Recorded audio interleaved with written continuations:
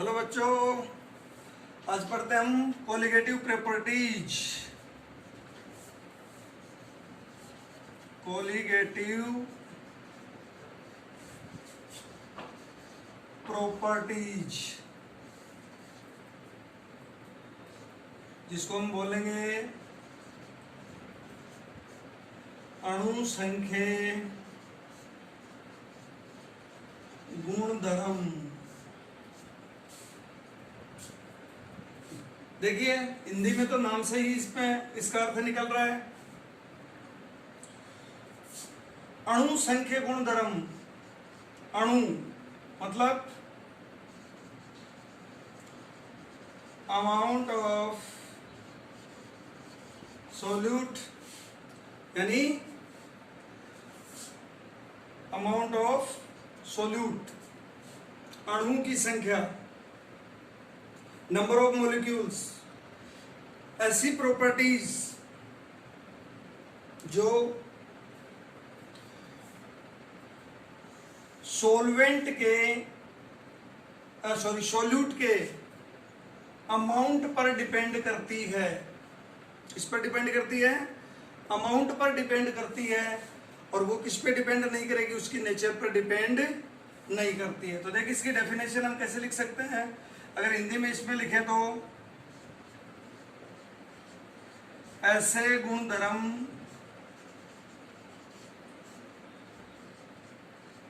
जो विलेय के अणुओं की संख्या पर निर्भर करते हैं,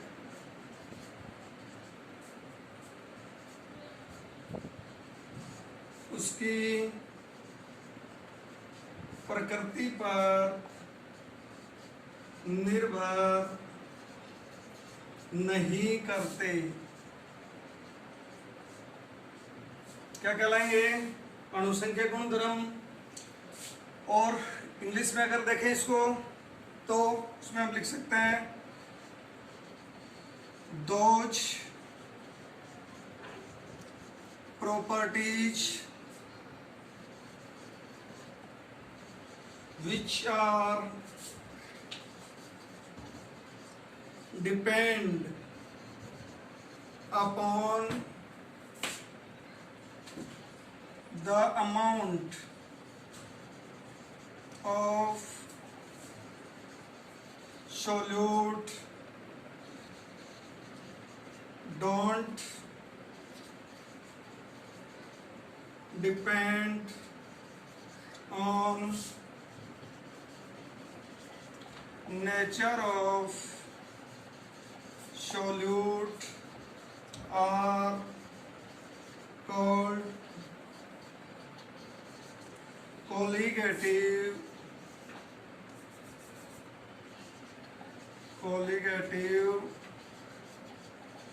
प्रॉपर्टीज।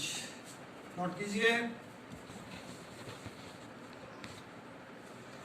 तो कोलिगेटिव प्रॉपर्टीज की डेफिनेशन के बाद कौन कौन सी होती हैं कोलिगेटिव प्रॉपर्टीज? ये 4 टाइप की होती हैं, ध्यान रखना बच्चों। Number 1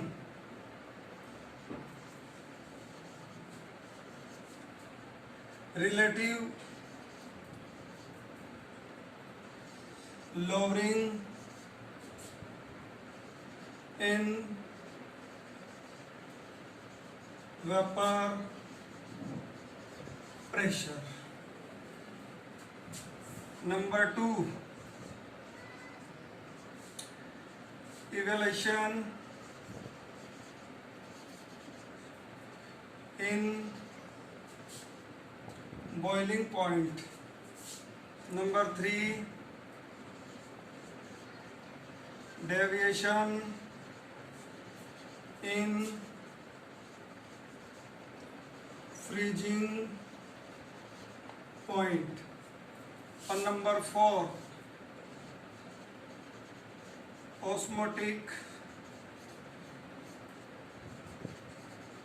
pressure. ये 4 कोलिगेटिव प्रॉपर्टीज होती हैं। इन चारों के बारे में हम अलग अलग डिस्कस करेंगे अभी। तो सबसे पहले हम लेते हैं इसमें इवोल्यूशन, या नहीं, पहले इसमें लेते हैं relative lowering in vapour pressure. ठीक है, तो पहले तो इसी को ले लेते हैं, एक relative lowering in vapour pressure. इसके बारे में हम पहले भी पढ़ चुके हैं। पहले हमने एक स्टडी की थी इसमें कि जब नॉन वोलेटाइल सॉल्यूट को जब सॉल्वेंट में डिजोल्व किया जाता है तो उसके वेपर प्रेशर में क्या आएगी, कमी आती है, यानी उसका वेपर प्रेशर वो डिक्रीज होता है। और इसके लिए हमने ये पढ़ा था पहले, पी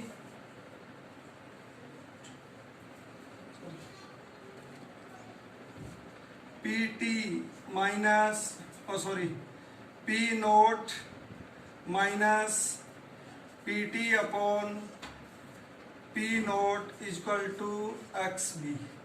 याद करो कि हमने इसमें पढ़ा था कि जब नॉन वोलेटाइल अगर सोल्यूट लिया जाता है तो उसका रिलेटिव लोअरिंग वेपर प्रेशर है वो क्या होगा, डिक्रीज होगा।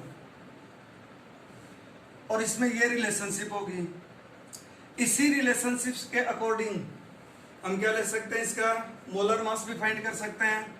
तो इसके अंदर हमें क्या करना है, calculate the molar mass of solute. Calculate कर सकते हैं इसको।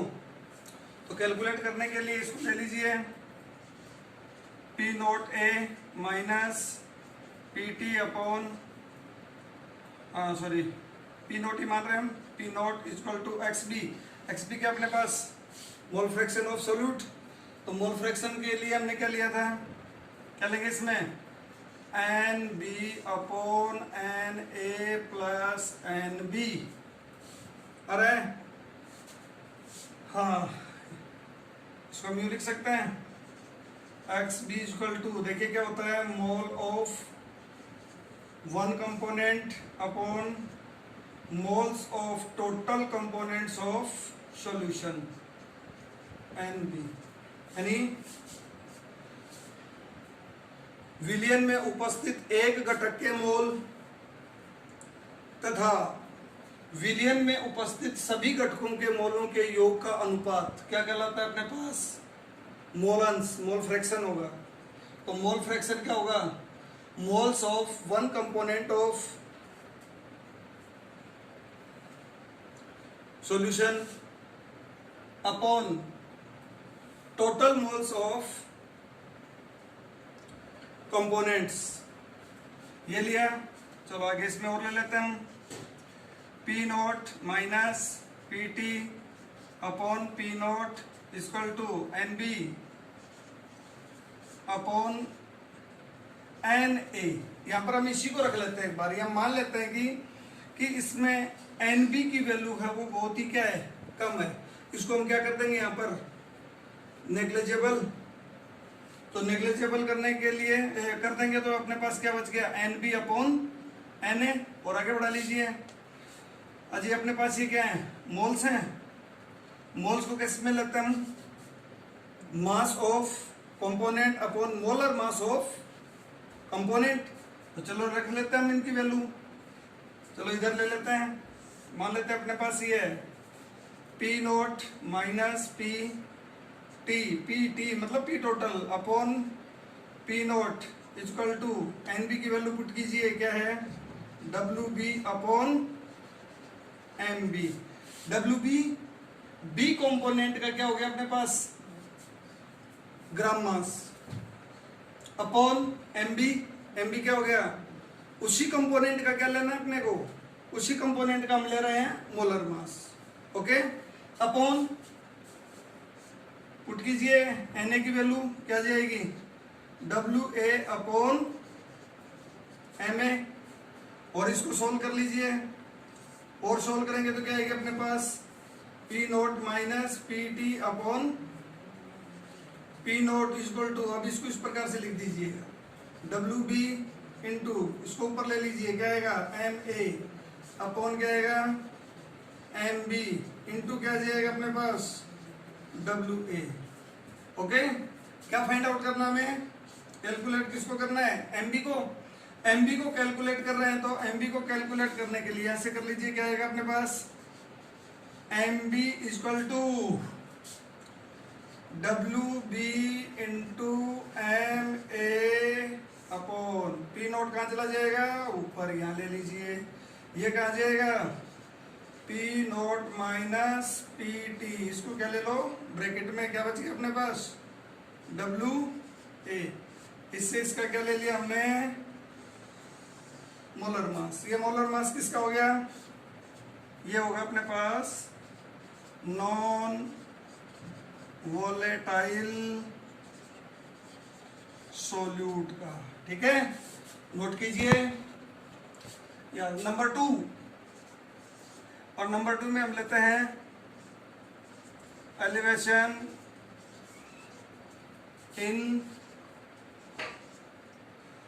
बॉइलिंग पॉइंट, यानी क्वथनांक उन्नयन।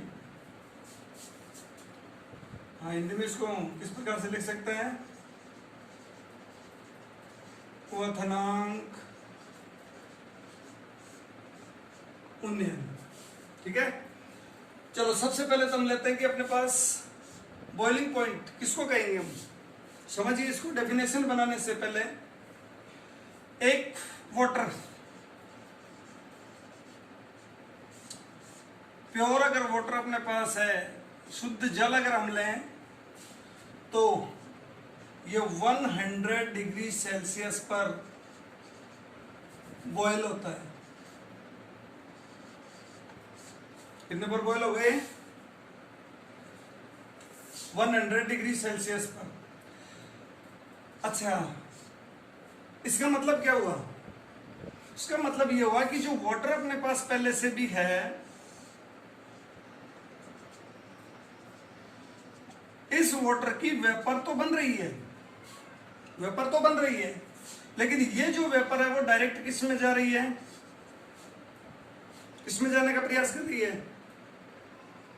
एटमॉस्फेयर में, लेकिन नहीं जाएगी।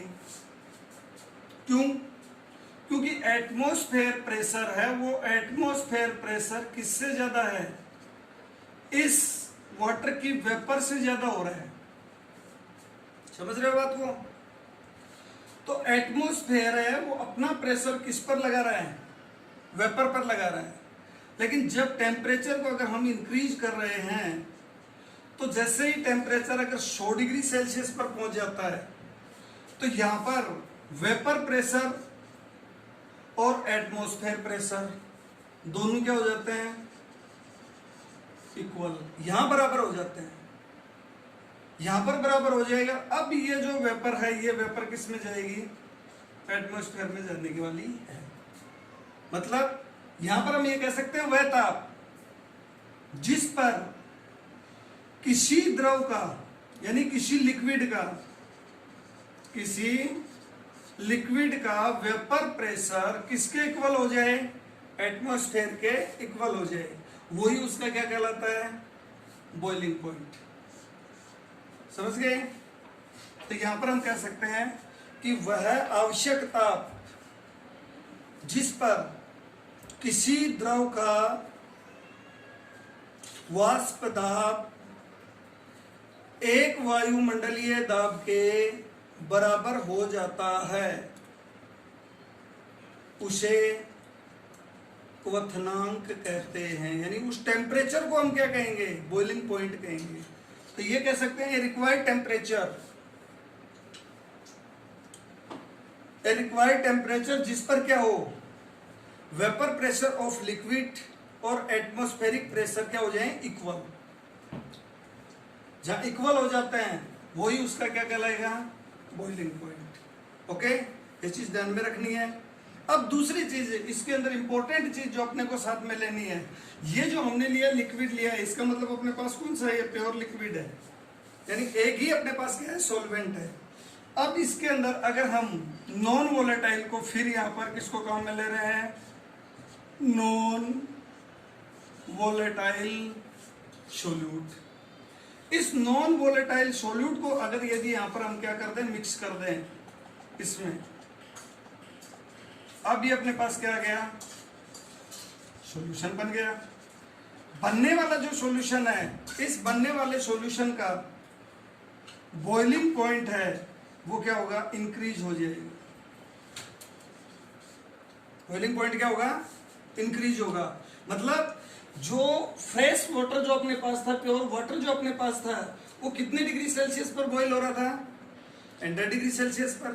बट अगर इसके अंदर हमने नॉन वोलेटाइल अगर इसके अंदर मिक्स कर दिया तो जो सॉल्यूशन बन गया, बना हुआ जो सॉल्यूशन है, उसका बॉइलिंग पॉइंट मोर देन 100 होगा।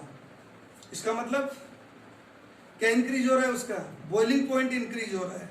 और बॉइलिंग पॉइंट में ये जो बॉइलिंग पॉइंट इंक्रीज हो रहा है, ये इंक्रीजिंग बॉइलिंग पॉइंट ही क्या कहलाएगा अपने पास, इश्यू को हम क्या कहेंगे, एलिवेशन इन बॉइलिंग पॉइंट, यानी क्वथनांक में उन्नयन। समझ गए। दूसरी चीज अब अपने को इसमें ध्यान में रखनी है, और वो दूसरी चीज अपने पास फिर आता है, अभी हमने लिया था एक डेल्टा पी आया था अपने पास, जो पहले हमने लेक्चर में लिया था। क्या है डेल्टा पी, थोड़ा सा क्लियर कर देते हैं एक बार। डेल्टा पी अपने पास आता है P naught minus P T, समझ गए होंगे। ये क्या है अपने पास, vapour pressure of pure substance, यानी शुद्ध घटक का, एक वो चाहे विलय हो चाहे विलायक, और यहां पर हम विलायक ही लेंगे, यानी सॉल्वेंट ही लेंगे। सॉल्वेंट, प्योर सॉल्वेंट का क्या है, ये वेपर प्रेशर। ये किसका है, टोटल है, मतलब सॉल्यूशन का है, सॉल्यूशन का है। इनमें दोनों में डिफरेंशिएशन कितने का आया, वो अपने पास क्या हो गया, डेल्टा पी। समझ गए। ये जो डेल्टा पी है, यानी वेपर प्रेशर में इतनी अपने पास क्या ही है, कमी हुई है, इतना ये क्या हुआ है, डिक्रीज हुआ है। और ये जो डिक्रीजिंग वेपर प्रेशर है, यही किसके प्रोपोर्शनल होगा, ये होगा टीबी के प्रोपोर्शनल होगा। टीबी मतलब एलिवेशन इन बॉइलिंग पॉइंट। समझ गए। तो ये इसके साथ रिलेशन रखेगा। अब दूसरी चीज अपने पास और आई थी, और वो चीज अपने पास अगर याद हो तो ये शॉर्ट में एक बार थोड़ा बता देते हैं, बाद में उसके बाद कर लेंगे आगे।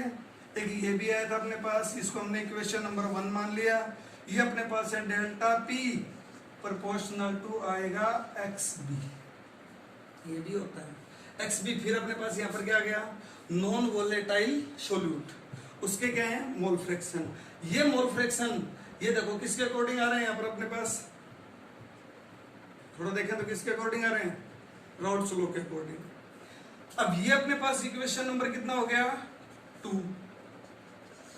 इन दोनों को अगर हम कंपेयर करें तो इसमें ले सकते हैं डेल्टा टी बी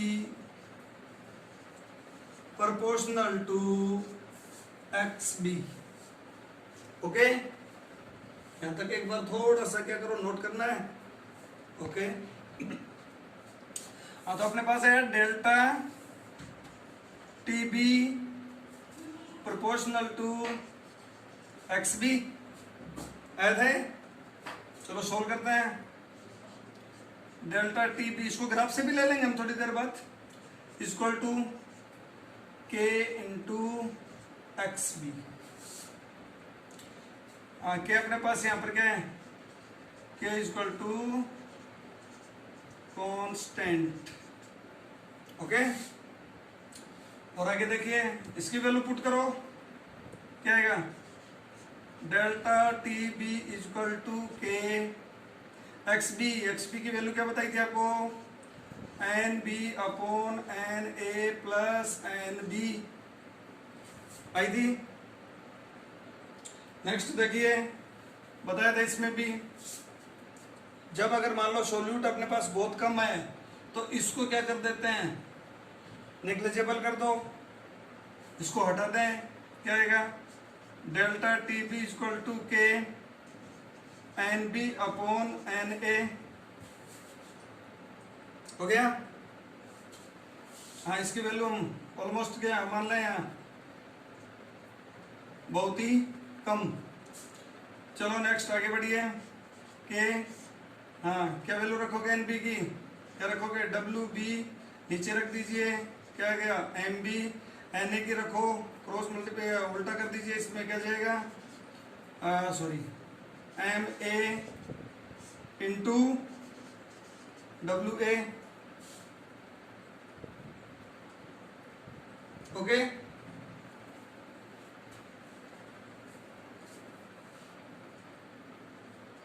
और आगे बढ़िए, क्या ले लेते हैं इसमें के इंटू एम ए। अब इसको थोड़ा सा अलग कर लो, W B into M B into W A, इसको नया कांस्टेंट मान लो। एम ए किसका है, अपने पास सॉल्वेंट का क्या है मोलर मास है, जो कि क्या होगा फिक्स होगा। इसके साथ इसको अब यहाँ पर हम एक और क्या ले लें कांस्टेंट लेते हैं, देखो delta T B equal to, अब इसको हमने क्या मान लिया के बी, और क्या आ गया अपने पास W B upon M B into W A. Okay, अब अगर इसको हम ले रहे हैं डब्ल्यू ए अपने पास क्या है मास ऑफ सॉल्वेंट है, मास ऑफ सॉल्वेंट अगर ग्राम में दे रखा है तो उसको किस में चेंज करेंगे, तो यहां पर हम लिख सकते हैं if W A is given in gram, then क्या जाएगा delta T B equal to K B W B into 1000 upon M B into W A. ये लीजिए, ये इससे तो हम किसको फाइंड आउट कर सकते हैं, इसके एलिवेशन इन बॉइलिंग पॉइंट, यानी ये तो अपने पास क्या हो गया क्वथनांक उन्नयन। ओके, अब इसमें क्या कर सकते हैं, मोलर मास भी फाइंड आउट कर सकते हैं, यानी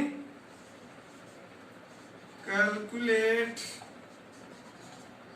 the molar mass of solute. क्या कर रहे हैं, किसकी गणना कर रहे हैं यहां पर हम, विलेय के मोलर मास को, उसके अणुभार को ज्ञात कर सकते हैं। तो लिख सकते हैं, देखिए इसको ले लो इधर, क्या जाएगा अपने पास M B equal to K B to W B into 1000 upon delta T B into W A. ये फॉर्मूला हो गया अपने पास किसके लिए, सोल्यूट के मोलर मास को फाइंड आउट करने के लिए। तो कीजिए नोट,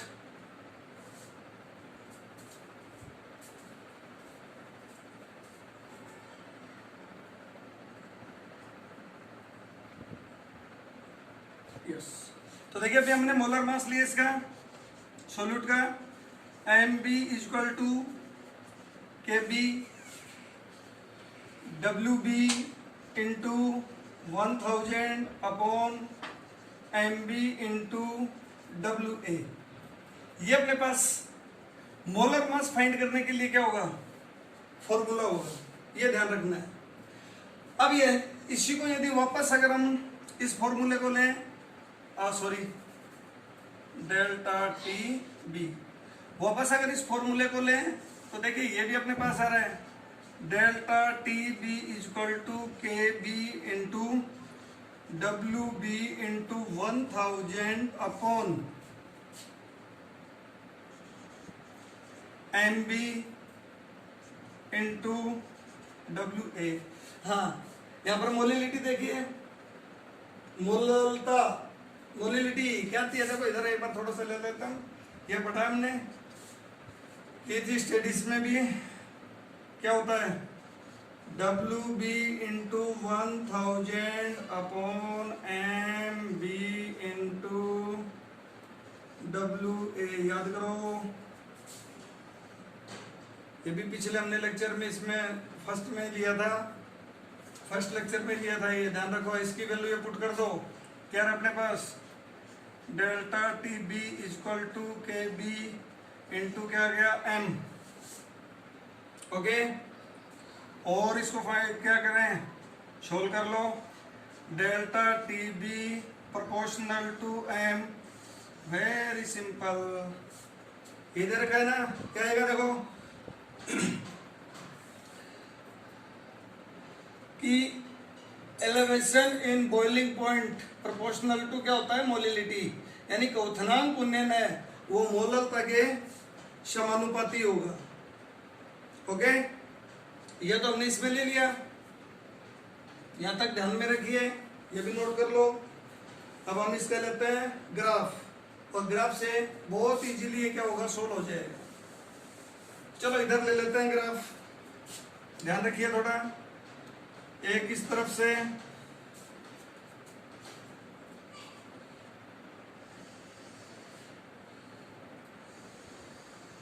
ये ग्राफ अपने को लेना है,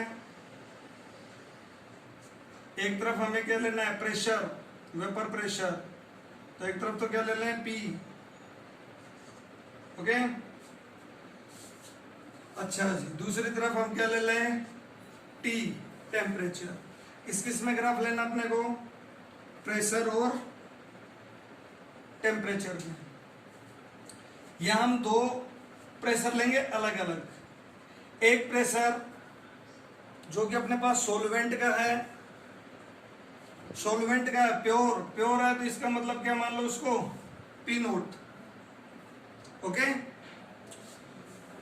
और ये इस टेम्परेचर पर यानी टीबी पर क्या हो रहा है, ये बॉयल हो रहा है, टीबी पर क्या हो रहा है, बॉयल हो रहा है। तो सीधा इसमें ग्राफ बनाए तो ये ग्राफ आएगा, ओके। अब इसमें जब हमने क्या किया, इसमें हमने नॉन वोलेटाइल जब सोल्यूट डिजोल्व कर दिया, यानी अवाष्पशील विलय को जब इसके अंदर हमने घोल दिया, तो बनने वाले सॉल्यूशन के, बनने वाले विलयन के प्रेशर में कमी आती है, और वो हम मान लेते हैं पी टोटल, समझ गए। तो टेम्परेचर अपने पास क्या होगा, टी बी, कौन सा ले रहे हैं हम, सॉरी डेल्टा टी बी, ये भी कौन सा है, डेल्टा टी बी। ये प्योर के लिए ले रहे हैं तो यहाँ पर भी नोट लगा दो, ये टी बी अपने पास रह गया, ओके, सॉरी टी बी और टी बी नोट। एक ग्राफ यहां से ले लीजिए,